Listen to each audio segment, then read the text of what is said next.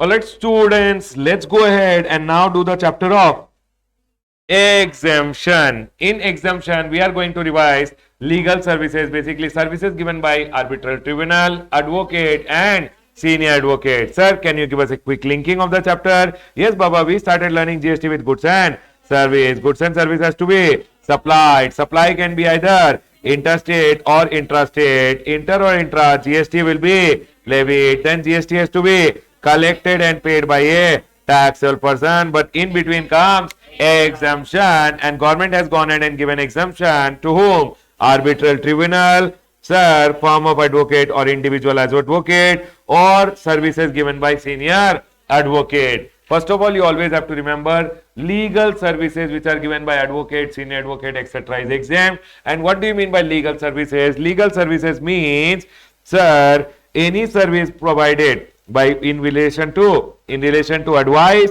consultancy, assistance in any branch of law, including representational service before court, tribunal or authority. Now, a chartered accountant also gives advice in law, but in GST, chartered accountant also gives advice, but he is not a advocate. Advocate ka services are told that it is exempted. Plus, also, advocate ka service pay reverse charge mechanism is also there. So, we will be learning about advocate services, arbitral tribunal services mixed with exemption and reverse charge. Are we clear, everyone? Basically, exemption as well as reverse charge, will be reading it together. Now, if there is an arbitral tribunal and he is giving services to a person other than business entity, first of all, you should know a business entity means an entity which is doing business in the taxable territory. If any other person who is not doing business is a person other than business entity. So, arbitral tribunal service giving services to a person for non-business purpose is always exempted. Giving services to a person who is a business entity whose last year, you have to say last year ka turnover is less than equal to registration limit. Last year he was not liable for registration. This year it will be exempted if he takes arbitral tribunal ka service. Never see current year ka turnover.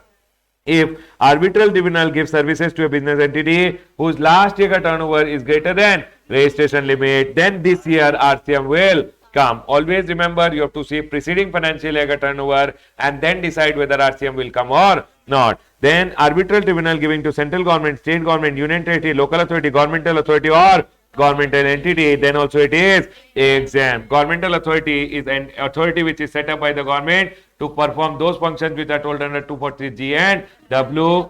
Sir, governmental entity is made to do any function which is entitled by, which is given to them by the government, but authority does only 243G and W wala functions. Can I go ahead, everyone? Then form of advocate or individual as advocate giving to their brother services, advocate to another advocate, form of advocate to another form of advocate. Always remember, all these are exempt. But advocate or form of advocate, basically a junior advocate going ahead and giving services, or a form of advocate giving services to a person other than business entity, might be for family dispute, might be for divorce cases, etc., then it shall always be exempt. But giving to business entity whose last year turnover is less than equal to registration limit, means last year you were not liable for registration and hence it will be current year may exempted. But if a business entity ka last year turnover is greater than registration limit, then RCM will come. Sir, advocate or form as advocate given to government, central government, state government, union territory, local authority, governmental authority and governmental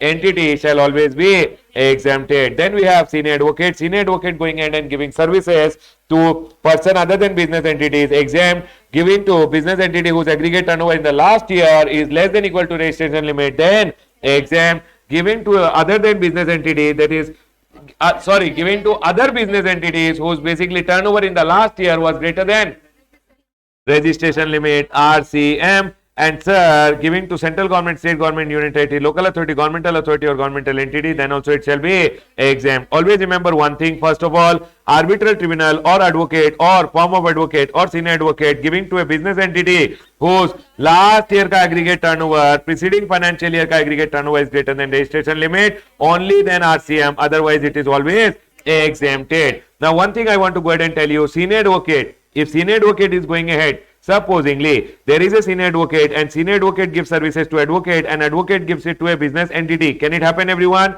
Yes, and there is a senior advocate giving to an advocate giving to a business entity. Always see this business entity ka status because they are deemed as the recipient of legal service. Might be senior advocate say services are taken by an advocate and ultimately provided to this guy only. Senior advocate ka services are taken by an advocate, ultimately provided to this guy only.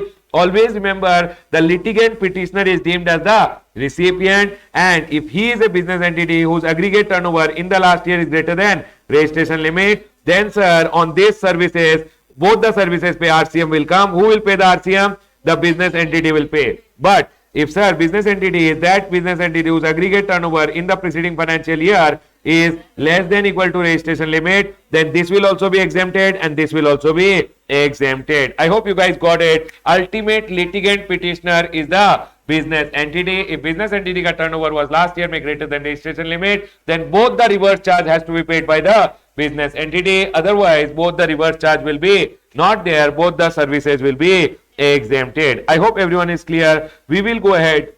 Legal services for your exam can be a 1 mark small question which is there in your big 14 mark ka question. 1 mark or small 2 mark ka question can come. Right, everyone? I will go ahead and close my discussion on legal services over here. Congratulations, people.